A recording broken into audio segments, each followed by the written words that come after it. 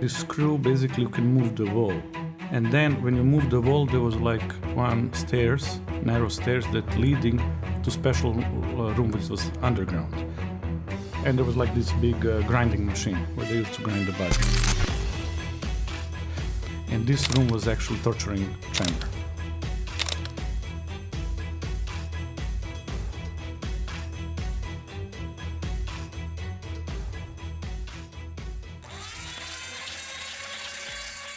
On December 17, 2020, French authorities cracked the Sky ECC encrypted messaging app server located in France.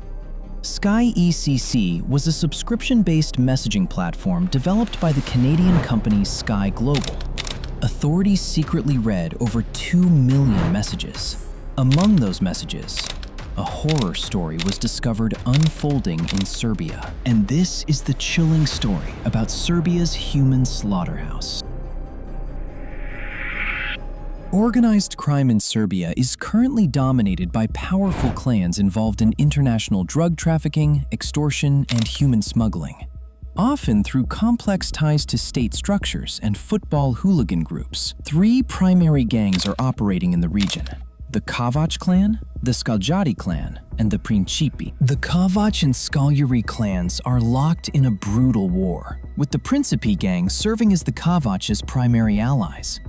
Led by notorious football hooligan Veljko Belivuk, the Principi waged a campaign of violence against the Skaljari using car bombs, snipers, and drive-by shootings.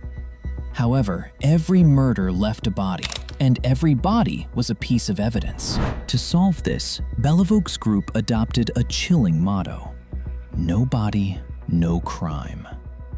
To achieve this, they established a specialized location they called the Slaughterhouse. From the outside, it appeared to be a normal residence with standard living areas and a kitchen.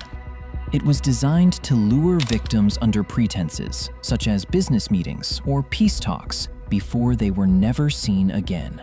This is the first victim of Slaughterhouse. He was actually Belivuk's friend and a member of the group. But Belivuk got the idea that he was a traitor. On the day of the murder, CCTV footage show victims' arrival. Here are members of the crew arriving. This is the Belivuk. Then the CCTV was turned off. These are illustrations based on actual photographs. They carved treason into his back. He was decapitated with an axe, cut into pieces, and fed into the meat grinder. His flesh was dumped at nearby Danube River. This is the next victim. He was in the rival criminal clan. He was lured by an acquaintance who had secretly turned on him under the pretense of buying a gun. The friend drove him to a meadow near the slaughterhouse, but Belivuk's gang was waiting. They jumped him and tied him up, then took him in a van to the slaughterhouse. And then they started sharing photos with their crew on the Sky app. They cut off the victim's head with an axe. They wrote Korach on his back in his own blood. Korach was the name of the rival gang's boss. This is the last victim. He is a member of Belivuk's group. He was also lured with a promise to sell him a gun, then brought to the slaughterhouse. They made him think he still needed to buy a gun. Then they took him downstairs. Then Belivuk took an axe and chopped off his head. The Serbian police eventually moved in, arresting members of the gang. But this was only the beginning of the story's most controversial chapter. For years, allegations had circulated that the Serbian government was deeply intertwined with organized crime, including Belivuk's group. This is Stevan Dojčinović, Serbia's most renowned investigative journalist. Known for his fearless reporting on the intersection of politics and the underworld, Dojčinović began connecting the dots that the authorities had long tried to hide.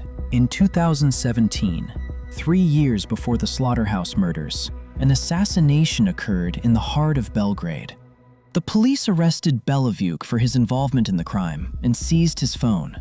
During the forensic analysis, investigators discovered a series of WhatsApp messages that revealed a startling truth. Belivuk was taking orders from a powerful figure within the force. That man was Nenad Vučković, better known as Vučko.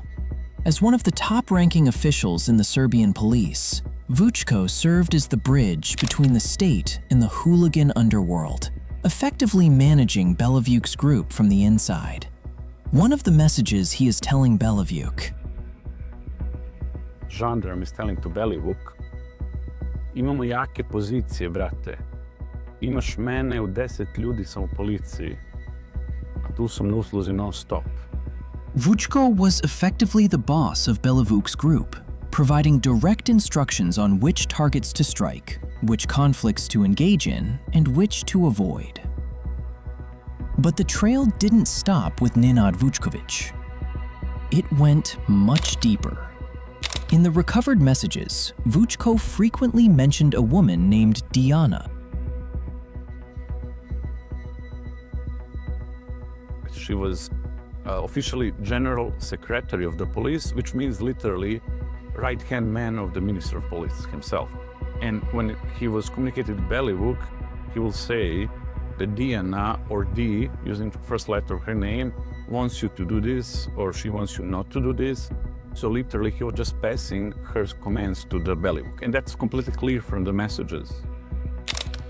As the State Secretary of the Ministry of Interior, she sat at the pinnacle of the police hierarchy, allegedly acting as the shadow protector of the gang's operations. However, even Herkalović was not acting alone. In his communications with Belivuk, Nenad Vučković frequently alluded to an even higher authority. He is never named who is the boss and big boss. Ultimately, Diana Herkalović was removed from her position in the police. Her downfall was accelerated by her failure to hand over the incriminating WhatsApp messages that linked her to Belivuk. However, despite the gravity of the allegations, she was only charged with trading in influence, abuse of office, and served a mere 16 months in prison. For Nenad Vučković, the consequences were even lighter. Nothing happened. Despite the messages showing him directing the gang's activities, he remains an active member of the Serbian police force today. As of January 2026, the trial of Veljko Belivuk, Marko Milković, and the Principi group continues to drag on in Belgrade's Special Court for Organized Crime. While the gang members remain behind bars, no final verdict has been reached, leaving the true big bosses of the story safely in the shadows. My personal opinion as a reporter, I think the people who are corrupt in the government are even worse than Belivuk Group itself, because they are the government and they decide to cooperate with hooligans, with criminals, so they're worse.